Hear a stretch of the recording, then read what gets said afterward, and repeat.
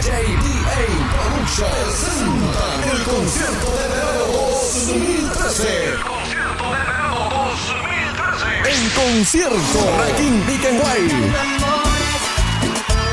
¿Qué tal, mi gente? Le habla Rakim de Rakim y Ken White. Los esperamos este 3 de agosto en Lighthouse, Londres, junto a JP Production, donde estaremos con nuestro show completo. Recuerden, 3 de agosto, Lighthouse. Te lo dice Arcane, Pinarelli. En concierto, Rakim y Ken White.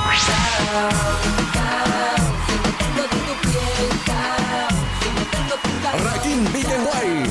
Junto a ellos, String. Hola mi gente de London, ¿cómo están? Yo soy Danny the Extreme y voy a estar con todos ustedes agosto 3 en The Lighthouse. Ya ustedes saben, bachateando con mucho sentimiento. Les mando un beso, les mando un abrazo y lo quiero mucho. Y nos vemos agosto 3. Un concierto que marcará la historia en Londres. Sábado 3 de agosto. Sábado 3 de agosto. The Lighthouse. The Lighthouse.